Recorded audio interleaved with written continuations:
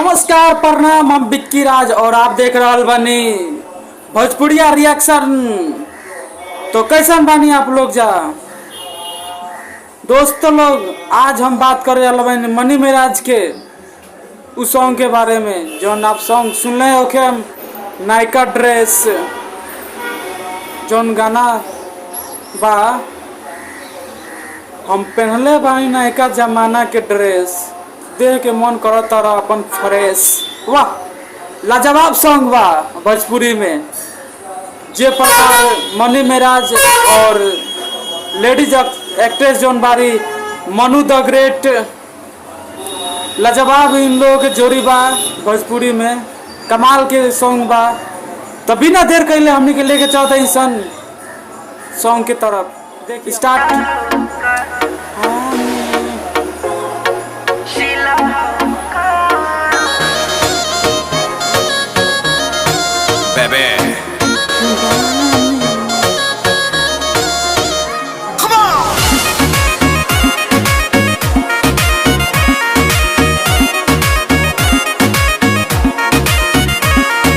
पहले बहनी नहायत का जमाना के ड्रेस, अरे कहरा तारा देख के का मूड तो फरेस काओ ऐसे का देखतड़ा।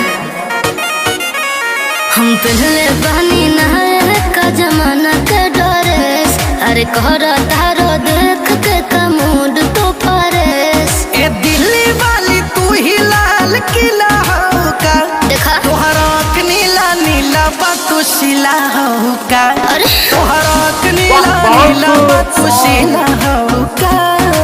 गजब।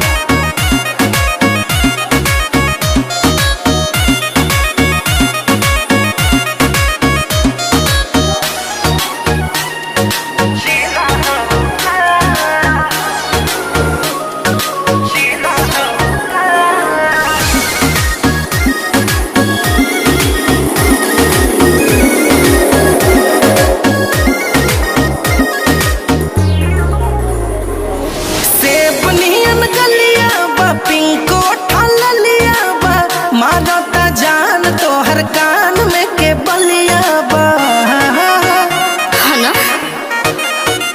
बट चढ़ल जवानी तो करब मन मानी, लगा के आग पानी में बनाइब कहानी।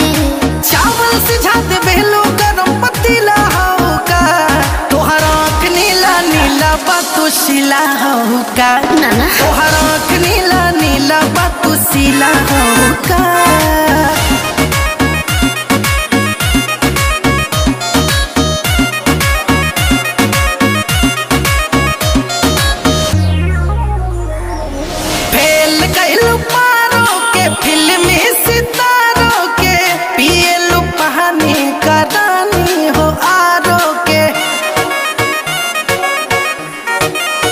मनु चंद लगे गड़बड़ात हो, कके बहरा सारा धरत हाथ हो।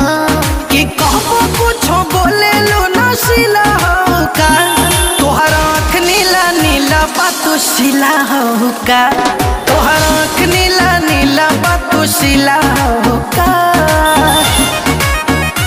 दोस्त लोग आप लोगों ने सुनी मनी मेराज गाना, तो वो लोग कैसा लागल कमेंट में जरूर बताएं। मनी मेराज और मनु द ग्रेट के जोड़ी कैसन आपके लागल एक बार जरूर कमेंट में बताएं। ये पूरा के पूरा वीडियो दिल्ली में ही लाल किला के सामने शूट कल गए बा।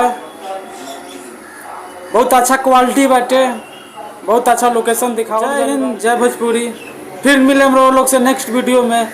तब तक ले अगर नया बानी तो चैनल के सब्सक्राइब करें, बेल आइकन जरूर दबाएं।